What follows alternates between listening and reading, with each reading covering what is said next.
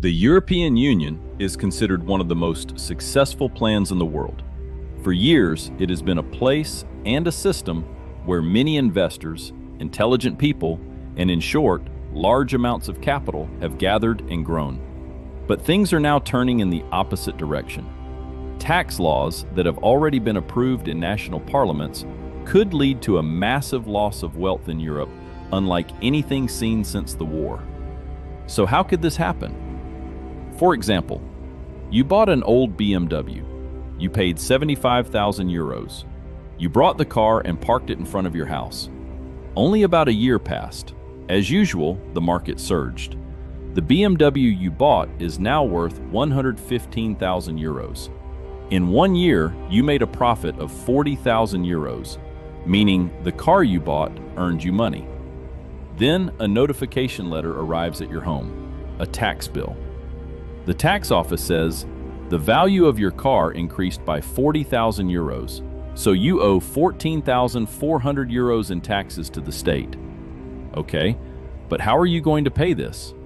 You don't have that kind of money in your pocket. You spent all your savings when you bought the car. In this situation, you will have to sell the car to pay the tax.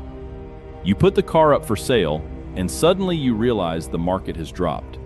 The best offer you receive is 70,000 euros. In this case, you will sell the car at a loss, and at the same time, you will have to pay taxes on a profit that never actually existed. This is exactly the system that the Netherlands will implement in January 2028. A 36% tax will be applied to unreal and unrealized gains. Members of Parliament accepted this in February 2026. Right now, it is expected to pass through the Senate. This is not an assumption or a theory, this is a real law. If you think this will only remain in the Netherlands, it means you are not following how the EU works, how it sustains itself, or what it is thinking. So how did we get here? The Netherlands evaluates this income under 3 categories, which they call boxes. Box 1, income from work and housing. Box 2, at least 5% shares in a company. Box 3, savings and investments. In fact, until now, Box 3 had a deemed return tax. The state assumes that your assets earn a certain percentage. Whether this rate is accurate or not, taxes were collected. During times of very low interest rates, people paid many taxes even though they had no actual gains. The Supreme Court, witnessing this situation, stopped it in 2021. You cannot tax income that has not been earned.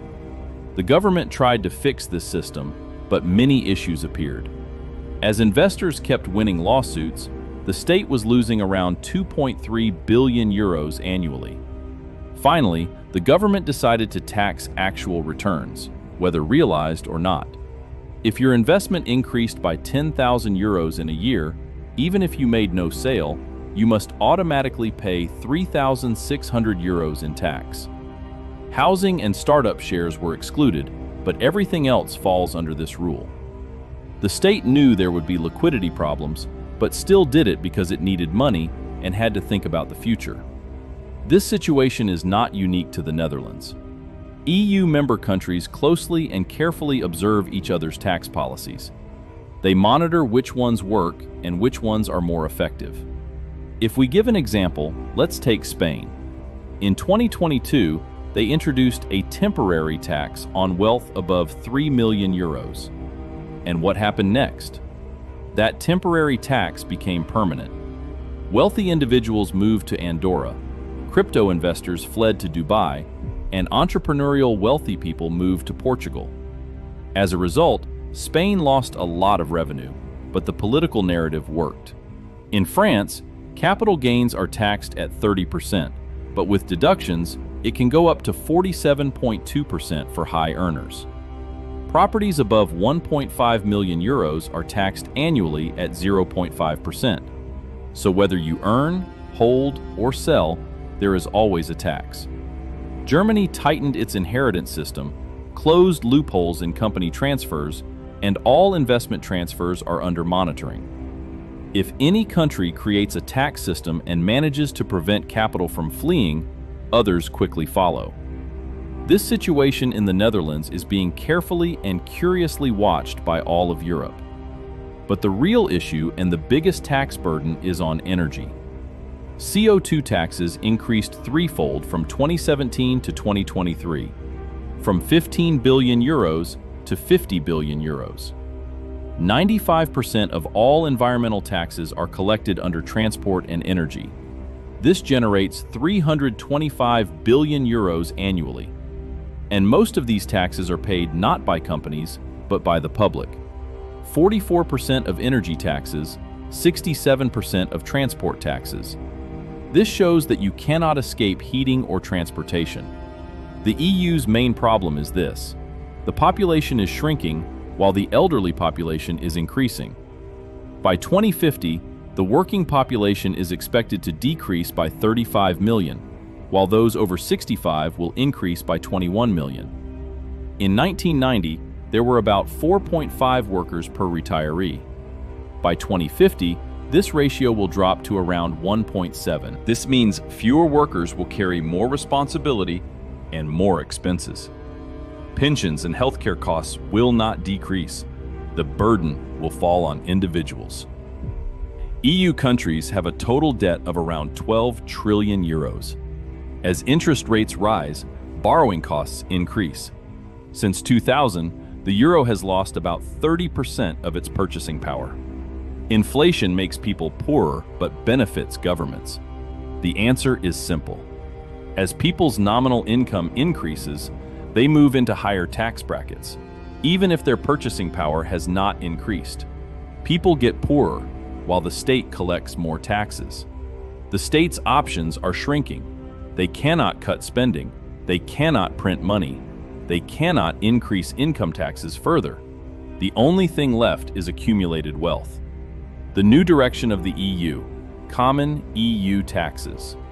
The EU plans to collect taxes from emissions trading revenues, carbon border taxes, corporate profits, digital services, financial transactions.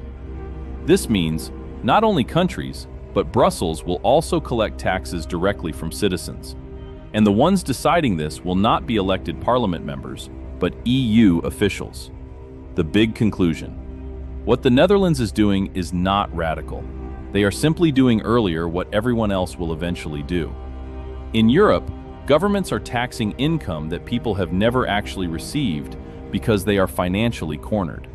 Population is shrinking, debt is rising, the euro is losing value, and political options are decreasing. In this situation, there is only one place left for governments to look: the wealth of the people. And the only question in people's minds is this: when will the Dutch model spread across the EU? When will this unrealized gains tax reach other countries? And when that happens, while people are forced to pay taxes on assets they still hold, how realistic will it be to say, "I'll sell it when the time is better"? Thank you for watching. Don't forget to subscribe to my channel. Best regards.